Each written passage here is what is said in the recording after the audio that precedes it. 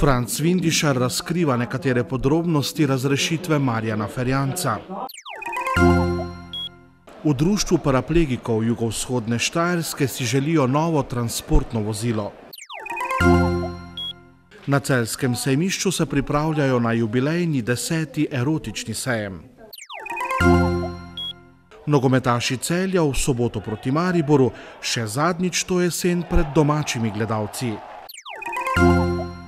Spoštovane gledalke, cenjeni gledalci, lepo pozdravljeni, gledate dogodke dneva na televiziji Celje. Na včerajšnjem shodu zaposlenih v splošni bolnišnici Celje, kjer sta predsednika obeh sindikatov predstavila nadaljnje ukrepe in podporo odstavljenemu direktorju Marjanu Ferjancu, je svoje jasno mnenje predstavil tudi strokovni direktor celjske bolnišnice Franc Vindišar. Na shodu je razkril tudi zvočne zapise in potek sej, na katerih so člani sveta zavoda odločali o razrešitvi.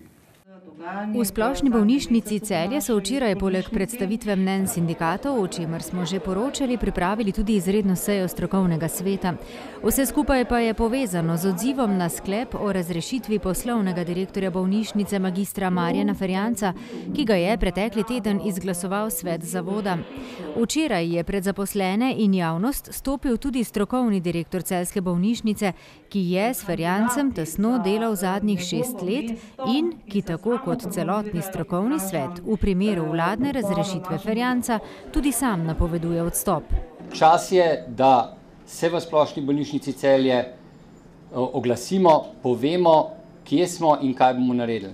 Kot pravi Vindišar, se je vse skupaj začelo na drugi redni seji sveta zavoda 26. oktobra, ko je uprava splošne bolnišnice Celje pripravila nov finančni načrt.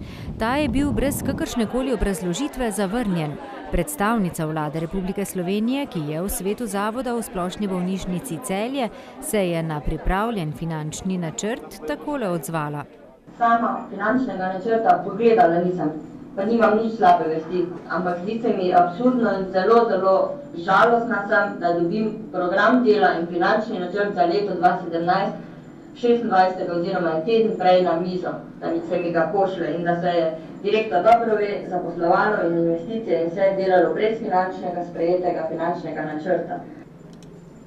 Mimogrede, to je bila kandidatka za novega vršilca dolžnosti direktorja. To je bila prva točka za razrešitev direktorja, druga je bila očitanje direktorju za nepravilnosti o privedbi plač 33 nezdravstvenih delavcev leta 2008. Gre za malenkosti, ki so jih tudi odpravili, a kakorkoli, težko se je sprijazniti, da skuša politika nadvladati stroko, še poudarja Vindišar.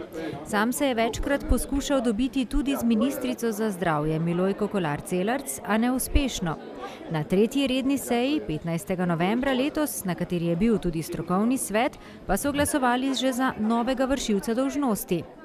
Ja, dovolili so strokovnemu svetu, da je prišel in predstavil svoja stališča. So poslušali, slišali niso nič, tudi brez kakršne koli razprave je bilo 8 vodilnih zdravnikov te ustanove, zdaj greste pa lahko nazaj domov. Absolutno aroganten, ignorantski odnos do stroke. V nadaljevanju točka o razrešitvi direktorja je bila, sprejetje s 6 glasovi za in 3 proti. Takoj v nadaljevanju so se pa odločili, da bi pa med seboj našli nekoga, ki bo to mesto takoj prevzel. Se pravi, 2 člana ustanovitelja sta se takoj predstavila, povedala sta, da sta v splošni bolnišnici Celje, več je pa ne poznata, in da bosta delala v dobro bolnišnice Celje, do zdaj tega nista dokazala. No, kaj se je zgodilo? Zgodilo se je tajno glasovanje, kjer sta one dva sama tudi glasovala. Če je to demokracija, če je to higiena v politiki, potem mene res skrbi, v kakšni državi živimo. Verjetno predsednik Zimbabveja ne bi kaj takega rekel. Ampak oni so in pravzaprav prišlo je do tega, da je en član dobil 4 glasove in druga članica 1 glas in nihče ni dobil večine. In ker nihče ni dobil večine, tudi splošna bolnišnica Celje ni dobila novega vršilca dolžnosti poslovnega direktorja. Pa je bila na dnevnem redu tudi točka o finančnem načrtu. Na dnevnem redu finančnega načrta ni bilo. To je razlog, da si direktorja odstavi, ni pa vredno, da bi si to prebrali in predstavili, kaj je prav in kaj je narobe. Na zboru je bil včeraj tudi Marjan Ferjanc, ki je dejal, da gre pri delu sveta zavoda za politično tiranijo nad strokovnim in poslovnim delom v bolnišnici. Glejte, jaz se najprej zahvalim vsem za podporo, ki sem jo občutil v teh dneh, ki mi daje izredno moč tudi za delo. Ampak ne glede na to. Jaz mislim, da gre pravzaprav, kar je edino pravilno, za upor proti tiraniji vladnih predstavnikov v tej naši bolnišnici, zato, da se konča to poniževanje ljudi in to delanje škode Celju, bolnišnici, ljudem in pacientom. In mislim, da je to tisto najpomembneje. Ni pomembno, ali sem jaz jutri direktor v nadaljevanju ali ne.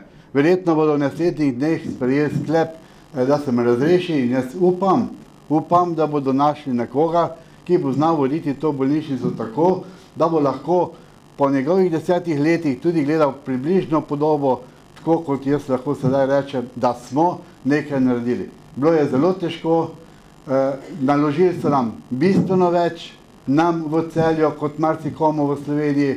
Če smo hoteli iti korak naprej, smo morali dvakrat bolje delati. Kot še pravi Vindišar, se bodo o nadaljnjih ukrepih odločili potem, ko bodo videli poteze sveta zavoda. Svetovni dan znanosti za mir in razvoj so na gimnaziji Celje Center tudi letos obeležili s posebnim dogodkom. Že 10. so, kot ena od UNESCO šol, pripravili nacionalno prireditev Veselje do znanosti. Letos se je število udeležencev, ki prihajajo iz različnih slovenskih osnovnih in srednjih šol, povzpelo že čez 300. Z delavnicami in predavanji so organizatorji pri udeležencih skušali spodbuditi zanimanje za znanost. UNESCO-va mreža šol, ki šteje okoli 10.000 šol po vsem svetu, slednje povezuje v skrbi za trajnostni razvoj in medkulturni dialog. Med slovenskimi šolami je prav gimnazija Celje Center, ki je bila tudi letos gostiteljica srečanja Veselje do znanosti med najaktivnejšimi. Mladim poskušamo odstreti tisti pogled na znanost, ki se nam včasih zdi vse preveč oddaljena, ki je vsakdanji, ki ga srečujemo tako rekoč na vsakem koraku naših življenj in ki lahko zbudi tisto potrebno radovednost, ki jo potem učenci in dijaki potrebujejo za to, da pristopajo recimo tudi do bolj akademskih vsebin v razredih in da se navdušujejo nad temi vsebinami, ki na nek način morajo služiti človeštvu, saj so ne nazadnje tudi naš izum, ki bi ga morali znati izrabljati za to, da bo na tem svetu vedno bolje in ne vedno slabše. Pomembno je, pravijo na šoli, da znamo svoje znanje tudi koristno uporabiti. Prav zato so tako uvodno predavanje kot delavnice, v katerih so udeleženci sodelovali, usmerili v odkrivanje znanosti, ki vpliva na naše vsakodnevno življenje. Teme so pa različne. Kemiki se bodo igrali z tekočim dušikom, malo z kemijo po domače, malo s plini, ki so vedno atraktivni, ker pač ponavadi nekaj poka, sicer pa kisli dež, pa malo skrivne pisave, virtualni peskovnik so naši dijaki skupaj s profesorjem pripravili in ga danes premierno pokažemo tudi drugim iz drugih šol, mi smo ga že malo spoznali, tako da mislim, da bo zabavno. Letos so gostje povabili učence iz številnih drugih šol. Teh je zdaj že preko 300, številka pa iz leta v leto raste. Vsako leto je zanimanje za ta dogodek zelo veliko, kar nas seveda veseli, ker to pomeni, da ne samo mlade, ampak tudi mentorje in učitelje zanimajo te vsebine, jih želijo vnašati v vsakodnevno šolsko življenje in letošnje leto mislim, da kar dosegamo ob jubileju tudi rekord in se je zdaj številka ta dan premaknila že kar blizu 400. Osrednji gost letošnjega dogodka je bil magister Tomaž Ogris z Inštituta Jožef Štefan. Predstavili so se tudi sodelavci Centra eksperimentov Maribor, več kot 20 delavnic pa so pripravili dijaki in mentori gimnazije Celje Center ter nekaterih gostujočih šol. Potrudili smo se, da pokrivamo vse plati naravoslovja predvsem. V začetku pa res eksperimente, ki so jih pripravili strokovnjaki Centra za eksperimentov Maribor.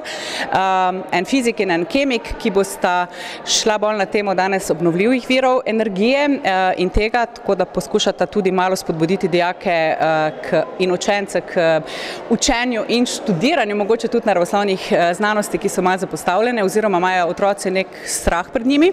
V preteklih letih so na gimnaziji Celje Center tako v okviru prireditve Veselje do znanosti gostili preko 2000 mladih in številne ugledne slovenske znanstvenike. V celjskem City centru se je včeraj predstavilo Društvo paraplegikov jugovzhodne Štajerske.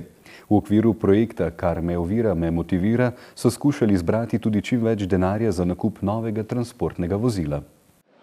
V celjskem City centru so paraplegiki, ki so povezani v Društvo paraplegikov jugovzhodne Štajerske, predstavili projekt Kar me ovira, me motivira. Namen dogodka je, da zberemo potrebna sredstva za nakup novega prilagojenega kombi vozila za prevoz naših članov. Kombi vozilo nujno potrebujemo za prevoz članov in pa drugih funkcionalno oviranih oseb, ki ne morejo uporabljati javnih sredstev, ki za premikanje uporabljajo invalidski voziček. Mnogi med njimi nimajo lastnega prevoza, mnogi med njimi ne morejo voziti, zato je kombi pomemben tako za delovanje kot tudi za prevoze, skratka je srce našega društva. Spremljajoče aktivnosti otvoritvenega dogodka so bile ob razstavi plakatov, ki prikazujejo vsestranske aktivnosti članov, tudi predstavitev projekta Še vedno vozim, vendar ne hodim, pa ustvarjalna delavnica otrok, obiskovalci pa so imeli tudi možnost, da se sami preizkusijo v košarki na vozičkih in v ročnem kolesarjenju. Poleg socialnih in kulturnih aktivnosti so predstavili tudi odlične športnike invalide in tako širši javnosti pokazali, da za vrhunske rezultate ni ovir. Želijo prikazati, da so lahko za vse, ne le za invalide, motivator in zgled za športno udejstvovanje in preseganje lastnih mej. Z današnjim dogodkom smo poleg tega, da smo otvorili sam projekt, želimo tudi prikazati športne aktivnosti našega društva, želimo prikazati naše športnike. Želimo pa s projektom tudi sporočiti, da je za ohranjevanje zdravja, za zdravje človeka pomembna vsakršna aktivnost, bodisi športna, bodisi kakšna druga. Z projektom želimo tudi opozoriti na to, da obstajajo ljudje, ki so jim taki prevozi, kot jih izvaja naše društvo, izjemnega pomena. In do novega prilagojenega vozila lahko pomagate tako, da na številko 1919 pošljete SMS z besedo Vozim 5.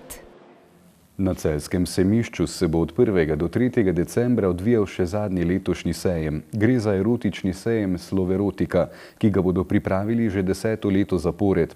Organizator Celjski sejem se je ob jubileju odločil, da sejem prestavi v večjo halo, dogajanje na sejmu pa obogati s 3 posebnimi odri. Vstopnina ostaja enaka kot pretekla leta.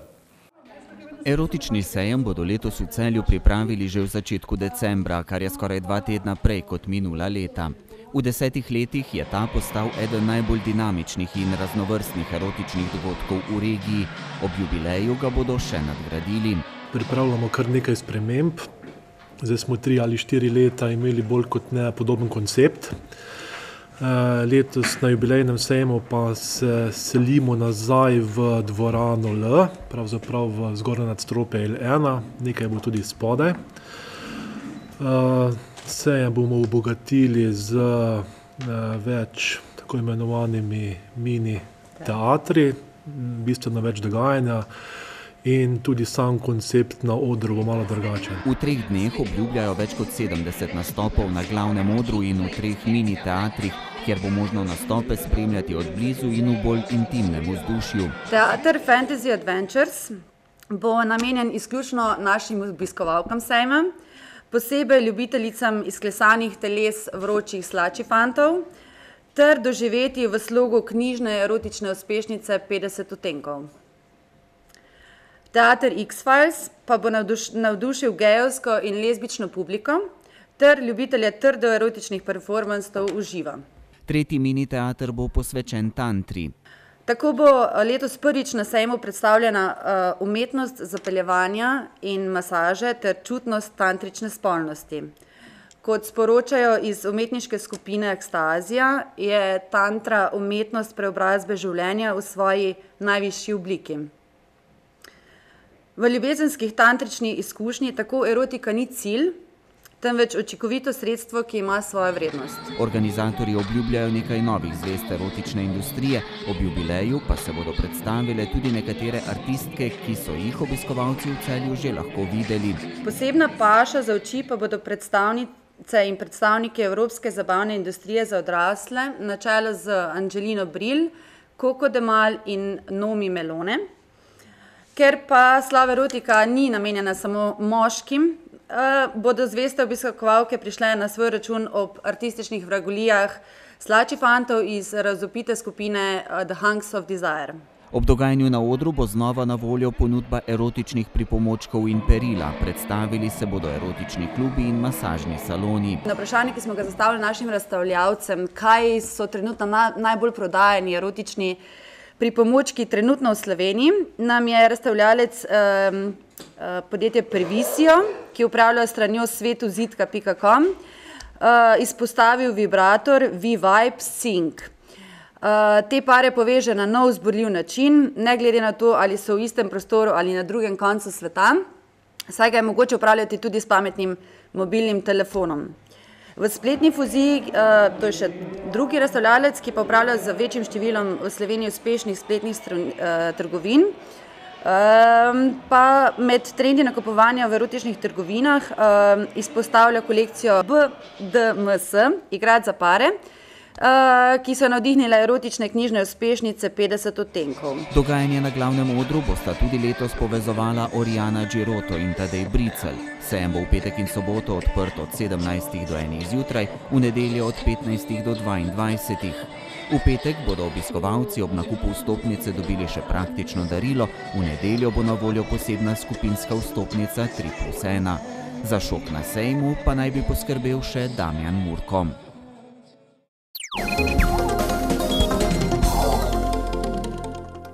Nogometaši Celja bodo v zadnji domači tekmi jesenskega dela državnega prvenstva v soboto ob 20:20 na stadionu z Deželje gostili moštvo Maribora. Celjani so po 3 zaporednih zmagah v državnem prvenstvu pred obračunom z evroligaško zasedbo iz štajerske prestolnice optimistično razpoloženi. Celjski nogometaši imajo za sabo odlično serijo rezultatov. Nanizali so 5 zmag, 3 v državnem prvenstvu, 2 pa v pokalnem tekmovanju. V državnem prvenstvu so dobesedno ujeli priključek sredino lestvice, v pokalnem tekmovanju pa so uvrščeni v polfinale. Zaenkrat torej dobesedno vse v redu. Sigurno, da po vsaki zmagi, pa ne glede to 1, 2 ali pa 3, v našem primeru jih je bilo v zadnjem obdobju, kot ste omenili, 3, sigurno, da je nekako vzdušje drugačno. Zmer je lažje delati ob pozitivnih rezultatih, se pravi, da tudi dobivaš kot igralec ali pa tudi trener neko potrdilo, ki ga upravljamo na treningu, potem tudi na tekmah. Tako da, kot ste omenili, ja, tekma, ki nas čaka v soboto, se pripravljamo kot na vsako drugo. Mislim, da samo vzdušje v ekipi je pozitivno, sigurno pa, da se zavedamo svojih pomanjkljivosti, vemo tudi svoje dobre stvari, predvsem pa delamo na tistih, bi rekel, pomanjkljivosti, tako da smo osredotočeni na vsak trening. Pred celjskimi nogometaši pa je zdaj prava poslastica. Štajerski derbi z državnim prvakom iz Maribora ter udeležencem elitne lige prvakov. Mislim, da Maribor ni treba posebej omenjati oziroma govoriti njegove kvalitete. Vsi se zavedamo, na kakšnem nivoju igra Maribor. To ne dokazuje samo z tekmami, ki jih je igral, rečemo 2 dni nazaj v ligi prvakov, ampak nekako čez celotno obdobje prikazuje nek, bi rekel, standard v Sloveniji oziroma tudi v Evropi, da se pravi, gre za kvalitetnega nasprotnika. Iz celjskega kluba pa sporočajo, da gredo vstopnice dobro v prodajo. Pa mislim, da so to takšne tekme, ki si jih tudi gledalci želijo videti, glede na vse, da kot ste omenili na začetku, imamo dober rezultat tudi mi, kar se tiče pa samega Maribora, pa mislim, da ljudje si ga želijo videti. Vseeno gre za ekipo, ki igra na evropskem vrhu in mislim, da sama spodbuda iz tribun, tako nam kot tudi verjetno Maribora, da je nekako v določenih momentih je potrebno, in po drugi strani pa tudi igralci igramo tudi za ljudi in mislim, da smo primorani dajati svoj maksimum, tako mi kot tudi Maribor. In s čim bi se Celjani v soboto zadovoljili? Pa glede na to, da smo športniki oziroma da si želimo seveda 3 pik. Sobotni obračun Celja in Maribora se bo na stadionu z Dežele začel ob 20:20.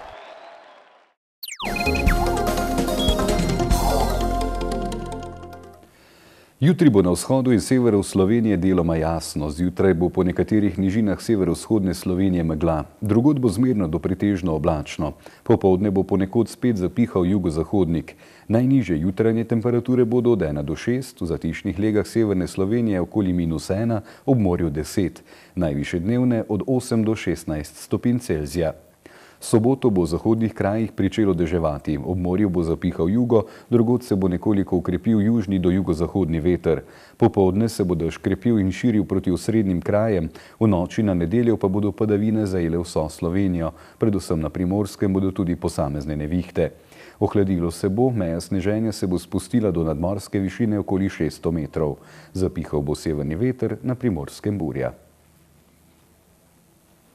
Spremljali ste dogodke dneva na televiziji Celje. Hvala lepa za vašo pozornost, do prihodnjič pa lep pozdrav in srečno.